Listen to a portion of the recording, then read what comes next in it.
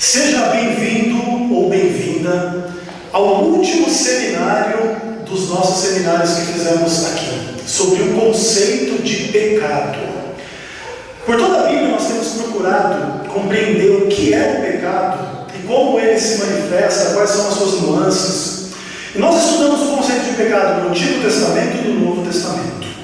E no nosso último seminário hoje, o título da minha mensagem é O Cordeiro de Deus e o Pecado. Se você tiver uma Bíblia aí onde você está, abra a sua Bíblia, João capítulo 1. Nós vamos ler do verso 1 até o verso 18 e depois do verso 29. Esse texto é um texto muito importante para a igreja cristã de forma geral, no qual ele designa a identidade de Jesus Cristo. E o texto começa com a mesma partícula que começa no livro de Gênesis, no princípio. O Evangelho de João começa assim: no princípio era o Verbo estava com Deus, e o Verbo era Deus. Ele estava no princípio com Deus. Todas as coisas foram feitas por intermédio dele, e sem ele, nada do que foi feito se fez. A vida estava nele, e a vida era a luz dos homens. A luz resplandece nas trevas, e as trevas não prevaleceram contra ela. Houve um homem enviado por Deus, cujo nome era João. Este veio como testemunha para que testificasse a respeito da luz, a fim de que todos virem a crer por intermédio dele. Ele não era a luz, mas veio para que testificasse da luz, a saber, a verdadeira luz que vinda ao mundo, ilumina todo homem. O Verbo estava no mundo. O mundo foi feito por intermédio dele, mas o mundo não o conheceu. Veio para o que era seu, mas os seus não o receberam. Mas a todos quantos o receberam, deu-lhes o poder de serem feitos filhos de Deus, a saber, aos que creem no seu nome, os quais não nasceram do sangue, nem da vontade da carne, nem da vontade do homem, mas de Deus. E o Verbo se fez carne e habitou entre nós, cheio de graça e verdade, e nós vimos a sua glória, glória como do unigênito do Pai. E o verso 29.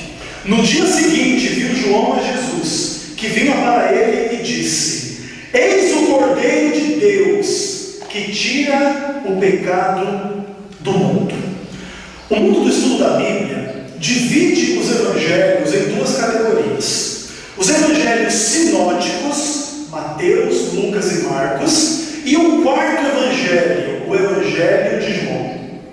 As várias diferenças que podem ser apontadas entre os três primeiros evangelhos e o quarto, uma das mais interessantes é a cristologia vertical ou horizontal. Nos evangelhos sinóticos existe o que a gente chama de cristologia horizontal. Em geral, se começa com a identidade de Cristo a partir da sua descendência humana. Por exemplo, o Evangelho de Lucas nos dá uma genealogia de Cristo que remonta até Adão. Por sua vez, Mateus nos dá uma genealogia de Cristo que remonta a Abraão. E aí existem várias questões teológicas por detrás disso. Lucas escreve para uma audiência universal grega, então ele aponta o primeiro homem, o homem universal. Mateus escreve para uma audiência judaica, então aponta Cristo como descendente de Abraão. Então, algumas questões teológicas que a gente pode entender a partir do estudo dos evangelhos. Agora, o Evangelho de João é diferente, e ele tem aquilo que a gente chama de cristologia vertical. A origem de Cristo no Evangelho de João não é Adão, não é Abraão, não é homem nenhum. A origem de Cristo é a eternidade. No princípio era o Verbo. E quem era esse Verbo? Se dá duas características a respeito dele. Esse Verbo estava com Deus, então ele conhecia Deus, ele era íntimo de Deus, ele sabia quem Deus era, e por um outro lado, ele mesmo era Deus. A partir daqui, a gente vai começar a entender a posição de Cristo dentro daquilo que a gente chama de trindade, que é a doutrina de Deus. Então Cristo estava com o Pai, mas ele também era Deus. Não era simplesmente uma criatura de Deus. É isso que está estabelecido no Evangelho de João. E a partir dessa informação, João diz que tudo o que existe foi feito por intermédio dele, do Verbo que é Cristo. Sem ele, nada do que foi feito se fez. Não existe um átomo nesse imenso universo infinito que Deus criou, que não tenha sido criado por meio de Jesus Cristo. É por isso então que quando você ouve falar assim, Jesus te ama, você precisa entender o que está por detrás disso. Quando alguém te diz Jesus te ama, essa pessoa está dizendo: o Deus Todo-Poderoso, Criador do Universo, Ele ama você. É isso que isso significa. Agora, a história de Jesus, ela não contém somente esses elementos bonitos e positivos. Ele é Deus, ele é cheio de glória, ele é maravilhoso. Não. Ele veio ao mundo para os seus, e os seus não o receberam. Veio para o seu povo, mas o seu povo preferiu o pecado, preferiu o diabo, preferiu esse mundo. Mas aí o evangelista ele faz um parênteses. Mas se alguém o recebeu, esse alguém lhe foi dado poder para que essa pessoa seja feita filha de Deus. A informação mais importante para o nosso estudo hoje é a seguinte: esse verbo que é Deus se fez carne, se fez humano. E de fato essa é uma conclusão fantástica.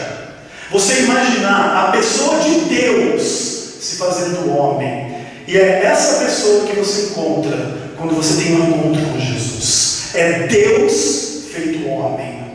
E esse homem, Deus, se diz que ele é um cordeiro que tira o pecado do mundo.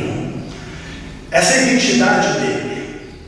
Só que nós temos estudado o conceito de pecado, e nós passamos por toda a Bíblia identificando questões que são pecado. E eu queria estudar com vocês um pouquinho alguns textos que talvez, entre aspas, impliquem em pecado da parte de Jesus Cristo. Está preparado para isso? Abra sua Bíblia em Marcos capítulo 5, versos 35 a 39. Olha que interessante esse texto. Será que Jesus pecou nesse texto aqui? Dá uma olhadinha aí.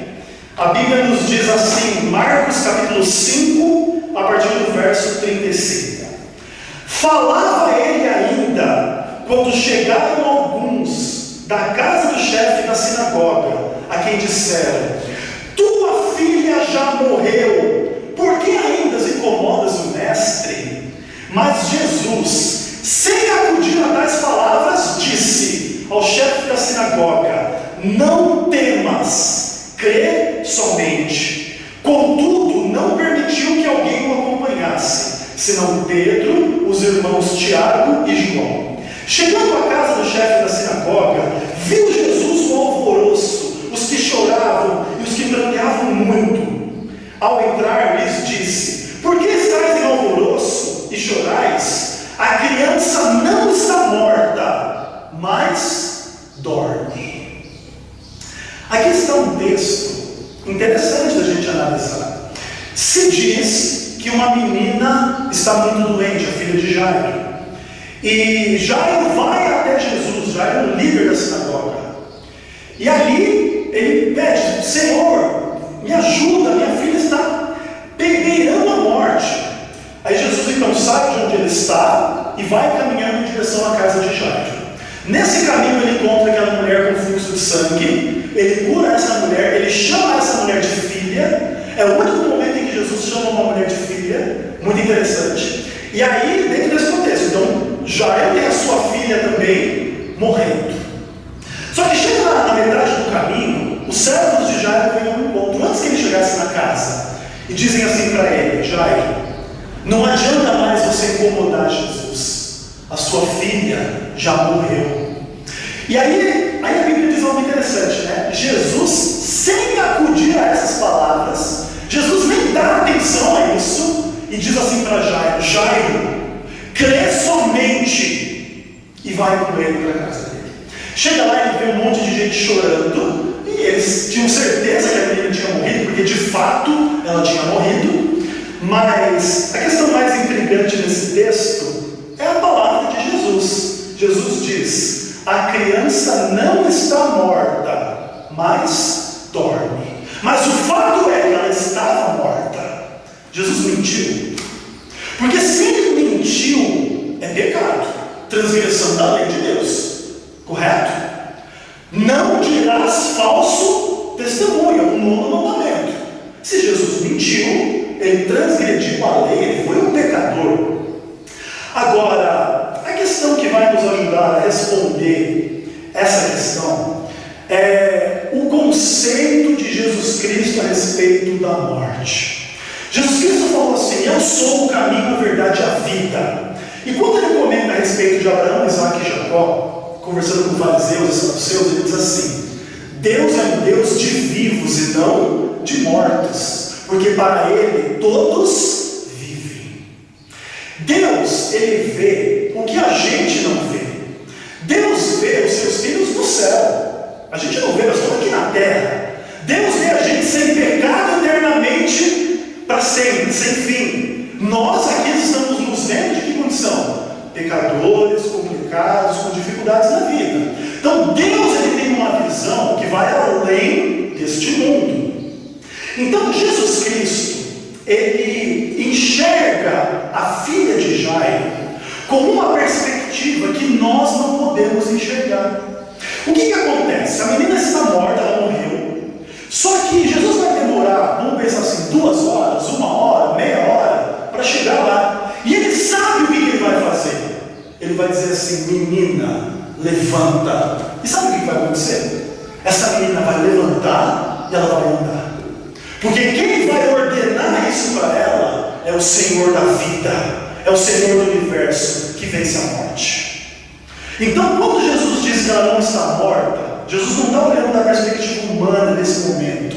Ele está olhando além da morte. Ele está dizendo: ela está dormindo, mas ela não está morta porque eu vou ressuscitá-la. Essa é a ideia. Obviamente, se um ateu quiser pegar essa passagem e torcer ela e dar a sua interpretação e dizer que Jesus mentiu, ele pode fazer isso. Tem todo o direito. Inclusive os ateus, quando leem a Bíblia, dizem que Deus é um assassino, um mentiroso, Antigo Testamento e etc. Agora, essa não é naturalmente ou essencialmente a verdade. A verdade é: Jesus fala de uma perspectiva de vitória contra a morte. E, obviamente, pouquíssimo tempo depois, como é que essa menina está? Ela está morta? Não, ela está viva. Mais ou menos uma situação parecida, até mais radical, a ressurreição de Lázaro. Lázaro morre por 4 dias. E Jesus vai lá e ressuscita Lázaro. Naquele contexto, existe uma ideia um pouco parecida também. Quando ele ouve falar que Lázaro está doente, ele diz assim: essa enfermidade não é para a morte. Mas ele não está dizendo que Lázaro não vai morrer. Ele quer dizer que Lázaro, apesar de morrer, vai ser ressuscitado.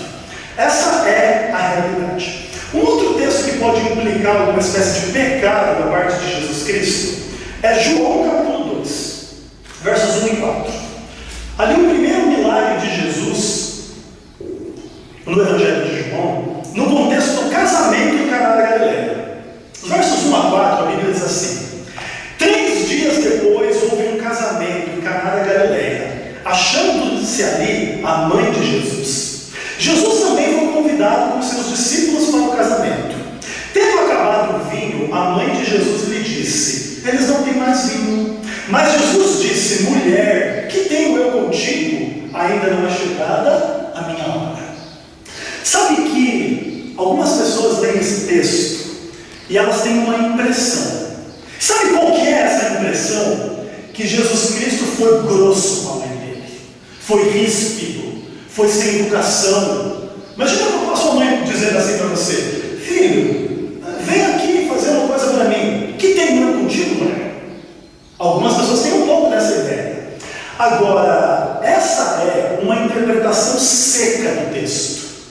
Porque entenda uma coisa: o texto escrito, ele não contém as ênfases que a gente dá na nossa linguagem falada. Então imagine o seguinte: primeiro, você pode ler dessa forma: mulher, brava. Você pode ler de uma forma carinhosa: mulher, o que que eu tenho contigo? Não é chegado a minha hora ainda não. Você é muito mais carinhoso. Agora, tudo depende de quem? Do leitor. Se o leitor tem vontade de ouvir aqui um homem bravo, ríspido, brigando com a sua mãe, ele ouve. Se você entende, porém, que Jesus Cristo é cheio de amor, cheio de graça, cheio de verdade, como Ele é, você entende que, obviamente, Ele não tratou sua mãe mal aqui. Quando Ele está lá na cruz, o que Ele pede para João? João, cuida de Maria. Olha aí o seu filho, olha aí a sua mãe. Jesus, na sua cruz, está cuidando da sua mãe. Será que Ele era grosso com ela? Será que Ele era ríspido com ela? Transgredindo o mandamento de Deus, honrarás pai e mãe? Obviamente que não. Jesus Cristo ama a sua mãe, veio a esse mundo para morrer por ela, inclusive. O último texto que eu queria ler com vocês nesse sentido é João capítulo 5, versos 16 a 18, que é a famosa questão se Jesus transgride o sábado ou não. E esse é um dos textos mais importantes a esse respeito. Então, João capítulo 5, a Bíblia diz assim: e os judeus perseguiam Jesus. Por quê? Porque fazia essas coisas no sábado. Mas ele lhes disse: meu pai trabalha até agora, e eu também trabalho. Por isso os judeus ainda mais procuravam matá-lo. Por quê? Porque não somente violava o sábado, mas também dizia que Deus era seu próprio pai, fazendo-se igual a Deus. A questão se Jesus transgrediu o sábado ou não é uma das questões assim mais interessantes a respeito desse tema, se Jesus pecou ou não. O mundo evangélico inteiro, praticamente, de alguma forma, direta ou indireta, vai dizer que Jesus transgrediu o sábado. Por que eles dizem isso? Porque eles querem estar isentos de guardar o sábado. Então eles dizem assim: Jesus trabalhou lá no sábado em João 5, eu também trabalho aqui no sábado. Só que tem uma questão interessante. Jesus foi acusado de trabalhar no sábado, por quê? Porque ele estava na carpintaria? Era isso que ele estava fazendo lá? Claro que não. Jesus curou um homem no dia de sábado. Agora a primeira pergunta: quanto dinheiro Jesus recebeu para curar aquele homem? A Bíblia diz que aquele homem era um paralítico que estava ali há 38 anos. Você imagina isso? Você ser paralítico por 38 anos. E Jesus vai com uma palavra curar aquele homem. E manda aquele homem pegar na sua esteira, o seu leito e andar. E aí os fariseus: não, você está pecando porque está carregando o leito. Aí você fala: o que me curou, me mandou eu pegar o meu leito e andar. Ah, Jesus está transgredindo o sábado. Agora, essa ideia é a ideia de quem? É a ideia do fariseu, que coloca sobre o sábado um fardo que Deus não colocou. Deus falou que não era para trabalhar no sábado? Falou. Agora, Deus falou que carregar o leito era trabalhar? Imagine vocês mulheres, vocês gostam de andar com bolsa. Vocês descem do carro, pegam a sua bolsa e vão caminhando até a igreja. Vocês estão trabalhando? Vocês estão carregando uma bolsa? Não está trabalhando. Você está carregando alguma coisa. Deus não deu um mandamento do sábado dizendo assim: 6 dias carregarás o que você quiser, mas no 7º dia não pode carregar nada. Não foi isso que Deus falou. Deus falou: você trabalha 6 dias, no 7º você descansa. E Cristo está santificando o sábado, descansando, segundo as suas próprias palavras. Por exemplo, um dos textos mais importantes para elucidar essa questão, João 15, verso 10. Jesus fala assim: se guardardes os meus mandamentos, permanecereis no meu amor, assim como eu tenho guardado os mandamentos do meu Pai, e no seu amor permaneço. Jesus diz: eu guardo os mandamentos do meu Pai, eu guardo o sábado, eu sou fiel. Agora, se os fariseus dizem o contrário e acusam Jesus, é os fariseus que têm que provar que Jesus está errado. Não é a gente que tem que aceitar que Jesus era um pecador. Mesmo porque a conclusão de que Jesus é um homem sem pecado é uma conclusão que surge de onde? Da própria palavra de Deus. E a palavra de Deus, ela é muito explícita nesse ponto. Por exemplo, Hebreus 4, verso 15. Esse é um dos textos famosíssimos a esse respeito.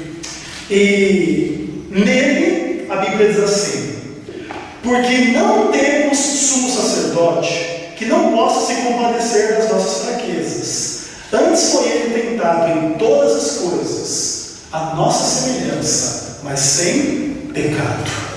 Jesus foi tentado a pecar, mas jamais pecou, jamais transgrediu a lei de Deus, amou de forma perfeita, perdoou de forma perfeita, guardou a palavra e a lei de Deus de forma perfeita. É Jesus Cristo, a Bíblia está dizendo isso.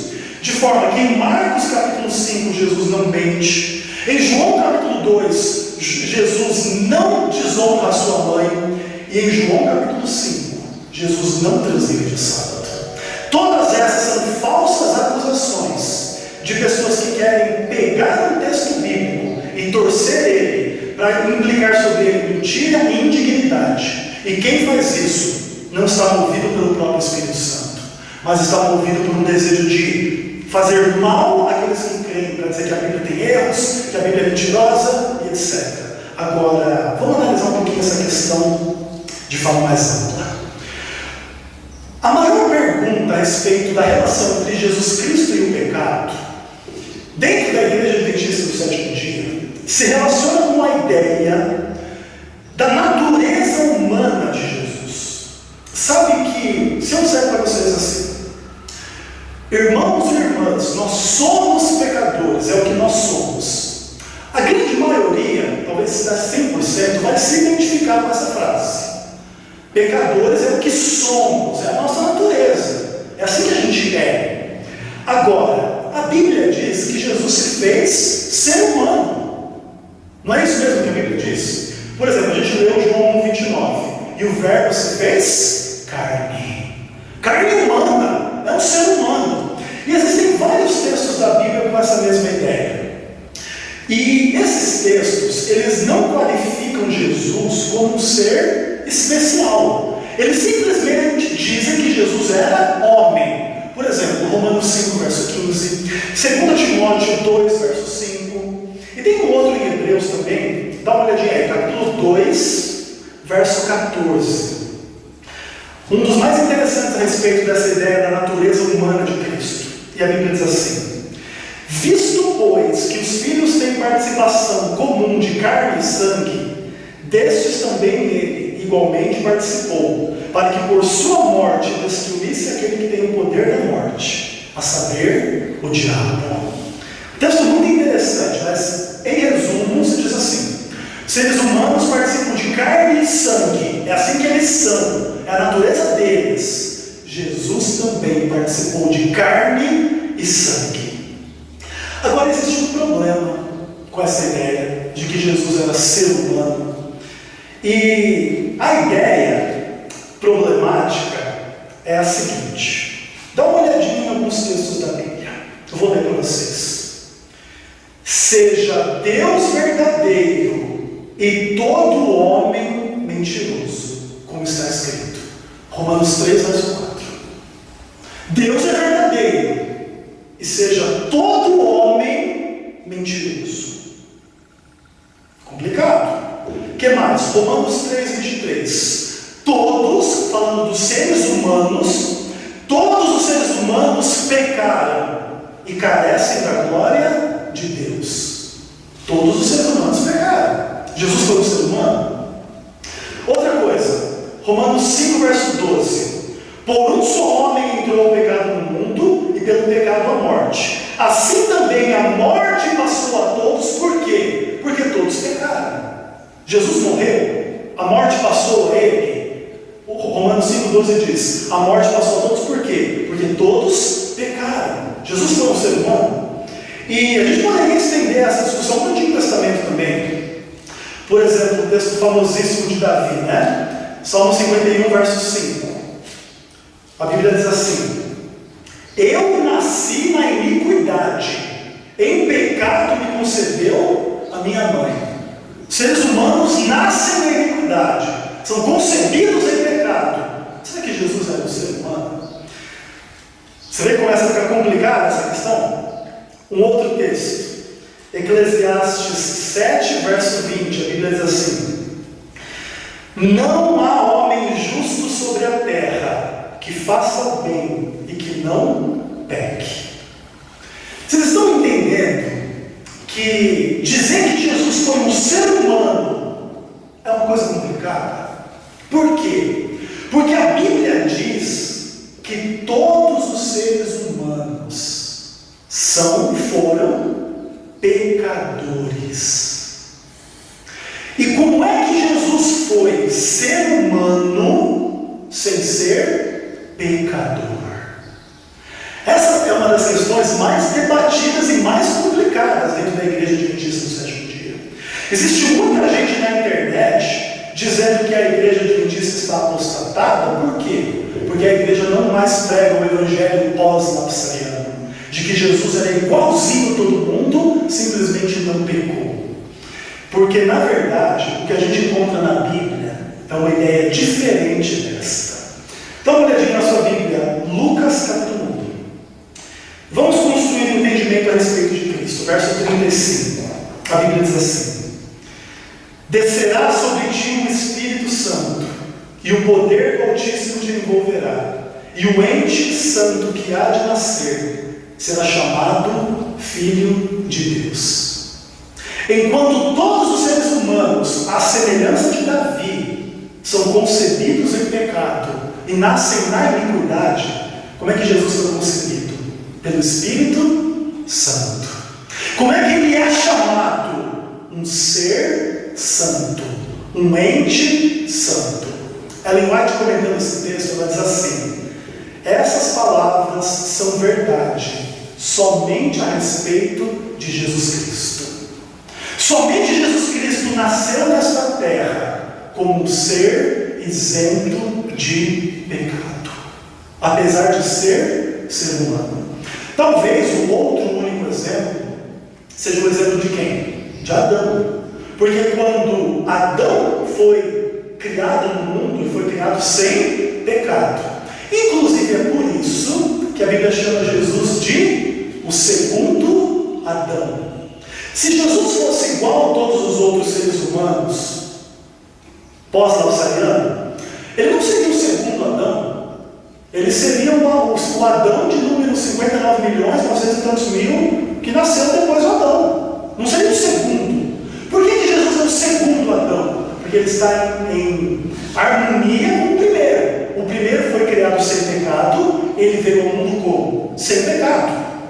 E vários outros textos da Bíblia nos ajudam a entender isso. 1 João capítulo 3, verso 5. A Bíblia nos diz assim: olha, sabeis que Jesus se manifestou para tirar o pecado, e nele não existe pecado. Enquanto existe pecado em todos os seres humanos, em Cristo jamais existiu pecado. E essa é exatamente a verdade que Jesus mesmo fala a seu respeito. Em João 14, verso 30, onde Cristo diz assim: olha, já não falarei muito convosco, porque aí vem o príncipe do mundo, e ele nada tem em mim. Satanás não podia encontrar em Cristo pecado, como ele pode encontrar no pastor Ezequiel, e em cada um de nós e em cada um de vocês. Entende a questão? Mas Cristo diz: em mim ele não pode encontrar nada. Não tem nada que veio dele em mim. E isso nos mostra uma chave muito importante para a gente compreender o tema da natureza humana de Cristo. Sabe qual que é essa chave? Um texto pré-lapsariano dizendo que Jesus foi sem pecado, isento de pecado, ele limita a interpretação de 1 milhão de textos pós-lapsarianos. Entenda o que eu quero dizer para vocês. Por exemplo, Romanos 5,15. Ali se diz que Jesus é homem. Diz que ele é homem sem pecado? Não, não diz. Diz que ele é um homem especial que nasceu de uma virgem, como um ente santo? Não, não diz. Simplesmente diz que ele era homem. Ok? Então podemos chamar esse texto de um texto pós-lapsariano. É homem igual qualquer homem. Mas a Bíblia, para não deixar dúvidas de que Jesus era um homem especial, ela traz os textos dizendo que Jesus foi homem, mas foi sem pecado. O que torna Jesus Cristo uma exceção fantástica. Concorda comigo? Quando todo mundo algum dia dia pecou, Jesus nunca pecou. Agora, imagine comigo a alegria de um ser humano sem pecado. Nós somos seres pecadores, mas a gente conhece a alegria, certo? É assim que nós somos. Agora, Jesus conhece a alegria no nível da perfeição. Nós somos pecadores, mas mesmo assim a gente conhece o amor. Nós amamos o nosso pai e a nossa mãe, a gente ama o namorado, o esposo, a esposa, o filho, a filha. A gente ama, mas não de forma perfeita. Agora, Jesus amou de forma perfeita. E por causa disso, você começa a entender por que quando Jesus fala, ele tem poder no que ele fala. Quando Jesus diz para o paralítico, 38 anos lá, podre, naquele lugar, e ele diz: levanta e anda, pelo poder do seu amor, da sua misericórdia, da sua graça, da sua palavra que é verdadeira, aquele homem levanta e anda. Por quê? Porque Jesus tem poder, e não é o poder de um pecador, é o contrário, é o poder de alguém sem pecado, é alguém não caído, é alguém verdadeiro. Para a gente terminar essa reflexão, eu queria estudar 2 textos sobre o conceito de pecado nas palavras de Jesus. Então, João capítulo 2, verso 25. E aqui não é Jesus falando, é o interlocutor, mas fala algo a respeito de Jesus. A Bíblia diz assim: Jesus não precisava de que alguém lhe desse testemunho a respeito do homem, porque ele mesmo sabia o que era a natureza humana. O verso 24 diz que Jesus não confiava ele mesmo às pessoas, ele não se confiava aos outros. Por quê? Porque ele sabia o que era a natureza humana. E a partir desse entendimento da natureza humana, Jesus diz assim em João 7, verso 19: não vos deu Moisés a lei, contudo ninguém dentre vós a observa. Olha o conceito de Jesus de pecado. Moisés deu a lei de Deus para o povo? Deu. Moisés deu a lei para o povo. Porém, nenhum daquele povo observava a lei. Nenhum daquele povo não era pecador. Essa é a resposta de Jesus. E para terminar, 1 João capítulo 1, verso 10, a Bíblia diz assim: se dissermos que não temos pecado, fazemos a Deus mentiroso, e a sua palavra não está em nós. A gente começou essa mensagem com João capítulo 1. Jesus Cristo é o verbo que é Deus, e Deus se fez carne. A palavra de Deus é a palavra de Jesus.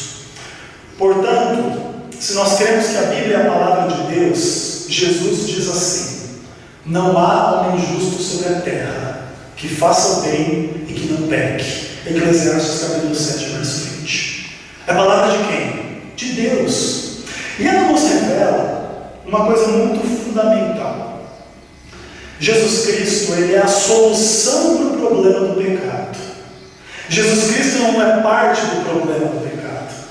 Jesus Cristo veio entregar a Deus uma vida sem transgressões, para perdoar todas as transgressões de todos os seres humanos. É mais ou menos assim. Nós encontramos no nosso evangelismo pessoas destruídas por vícios, bebida, drogas, cigarro, etc. Jesus quer salvar essas pessoas. Para salvar essas pessoas, o que Jesus entregou ao Pai? Uma vida sem nenhum vício. Entende a troca que Jesus faz? Ele pega uma vida sem vício, que é a vida dele, e entrega na cruz para carregar os vícios de todos os seres humanos. Jesus Cristo viveu uma vida sem mentira, sem transgressão do sábado, sem assassinato, sem roubo, sem imoralidade, sem idolatria. E para que ele fez isso? Para perdoar pessoas que têm problema com o trabalho no sábado, com idolatria, com imoralidades, com pecados em geral. Esse seminário foi um seminário que nos ajudou a chegarmos um pouquinho mais perto do conceito de pecado. Pecado é uma realidade na vida de todos os seres humanos, e por causa disso, só existe um caminho de salvação. E esse caminho não é o dízimo, não é o sábado, não é a roupa, não é a comida, não é o trabalho missionário, não é nada, a não ser o sangue de Jesus Cristo. O sangue de Jesus Cristo é o único caminho para o céu, não tem outro. Eu não tenho como merecer o céu, por melhor que eu seja, mesmo que eu seja muito bom, muito correto, muito amoroso, muito verdadeiro, muito fiel e cheio de fé. Ainda assim, eu sou imperfeito em amar, e quem é imperfeito no amor é imperfeito diante da lei de Deus, porque o cumprimento da lei é o amor. Romanos 13, verso 10. Para terminar, eu faço um apelo a você. Entenda esse assunto à luz da Bíblia, busque a palavra de Deus, e você não vai ser decepcionado. Você vai conhecer a verdade, não só na teoria, mas na prática, e Jesus vai ser o seu perfeito Salvador e o Senhor da tua vida. Ele vai te ajudar no trabalho, Ele vai te ajudar na tua vida financeira, Ele vai te ajudar na tua saúde. Acima de tudo, Ele vai carregar os seus pecados, Ele vai te perdoar, Ele vai te transformar, Ele vai te fazer fiel e feliz, desde agora e para sempre. É isso que Ele faz. E Ele faz isso por mim, por você, por todos que nele creem. Não quero você hoje dizer para Ele: Senhor, eu creio em Ti. Senhor, eu entendi a Tua mensagem. Eu também sou um pecador. E eu preciso da Tua graça, da Tua misericórdia. De outra forma, eu estou perdido para sempre. Não adianta você se congratular pelos pecados que você não faz. Tem muito pecado que eu não faço. Agora, isso quer dizer que eu não tenho nenhum pecado? Porque eu não matei ninguém essa semana, eu não tenho pecado. Porque eu não estuprei ninguém essa semana, eu não tenho pecado. Não é assim que funciona. Se eu falhei no amor, no mínimo grau, eu tive pecado. E se eu tive pecado, eu preciso de um Salvador. Mas eu conheço o Salvador. E o nome dele é Jesus Cristo. Não quer você aceitá-lo também como seu Salvador? Se você assim não quer, eu te peço que você ore comigo nesse momento. Vamos orar. Senhor Deus eterno, Papai do céu, querido e maravilhoso, em nome de Jesus Cristo, obrigado pela Tua palavra, Pai. O Senhor sabe, Pai, que a Tua palavra é profunda para nós, e que tem muitas coisas que a gente não entende da forma como a gente gostaria de entender. Muitas pessoas usam a Tua palavra, Pai, para acusar a Deus, acusar a Jesus, como se fossem pecadores, etc. Mas nós te agradecemos, Pai, porque Tu és um Deus santo, e Jesus Cristo, Teu Filho, jamais pecou, Pai. E obrigado porque essa vida sem pecado que Ele teve, Ele entregou na cruz por nós, para perdoar todos os nossos pecados, Pai. Senhor, transforma a nossa vida. Tira de nós aquilo que não vem de Ti. Nos ensina a Te amar e amarmos as pessoas. E que a Tua graça nos baste para a salvação eterna, pois oramos ao Senhor, confiantes na Tua palavra, no Teu Espírito, em nome de Jesus Cristo. Amém.